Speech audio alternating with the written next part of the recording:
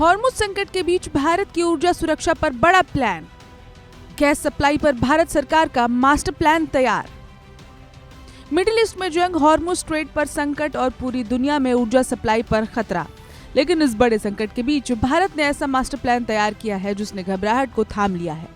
घरेलू गैस की panic booking कम हो रही है, कमर्शियल कोटा बढ़ा दिया गया है और सरकार ने साफ कर दिया है देश में न तो गैस की कमी होगी और न ही विकास का पहिया रुकेगा। वेस्ट एशिया में बढ़ते तनाव और स्ट्रेट ऑफ हॉर्मुज पर संकट के बीच भारत सरकार ने बड़ी रणनीति तैयार कर ली है। प्रधानमंत्री नरेंद्र मोदी ने वरिष्ठ मंत्रियों के साथ हाई लेवल बैठक कर हालात की समीक्षा की और साफ निर्देश दिए। देश में ऊर्जा सप्लाई किसी भी हालत में बाधित नहीं होनी चाहिए।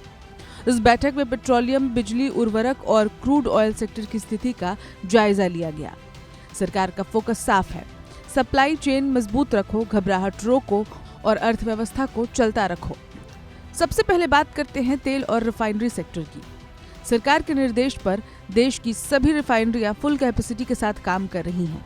पेट्रोल और डीजल का पर्याप्त स्टॉक मौजूद है और किसी भी पेट्रोल पंप पर ड्राई आउट की स्थिति नहीं है, यानी आम जनता को घबराने की जरूरत नहीं है।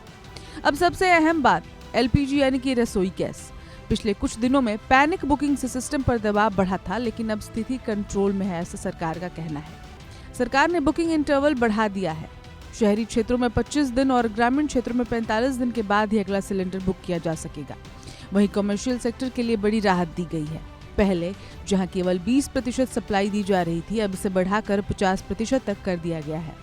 इसमें सबसे पहले अस्पताल, स्कूल और जरूरी सेवाओं को प्राथमिकता मिलेगी। उसके बाद होटल, ढाबे, इंडस्ट्री और फूड यूनिट्स को गैस दी जाएगी। सरकार का अगला बड़ा कदम, पीएनजी यानी पाइप्ड गैस। सरकार चाहती है कि लोग सिलेंडर की जगह पाइप्ड गैस अपनाएं।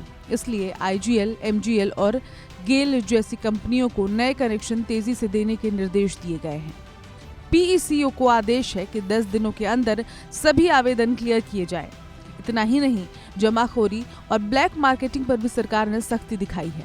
अब तक 3500 से ज्यादा छापेमारी हो चुकी है और 1200 से ज्यादा सिलेंडर जब्त किए गए हैं। राज्यों में कंट्रोल रूम बनाए गए हैं और हर जिले में मॉनिटरिंग की जा रही है। ऊर्जा संकट से निपटने के लिए सरकार वैकल्पिक विकल्पों पर जोर दे रही है। इंडक्शन, सोलर कुकटॉप और जरूरत पड़ने पर कोयले के इस्तेमाल की अनुमति भी दे दी गई है ताकि एलपीजी पर दबाव कम पड़े।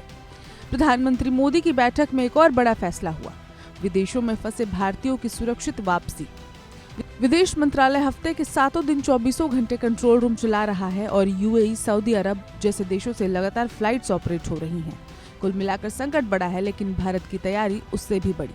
सरकार का संदेश साफ है, घबराए नहीं, सिस्टम मजबूत है और सप्लाई जारी रहेगी।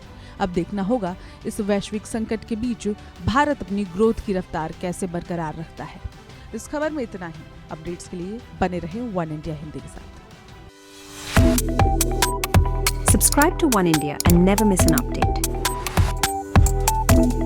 Download the One India app now.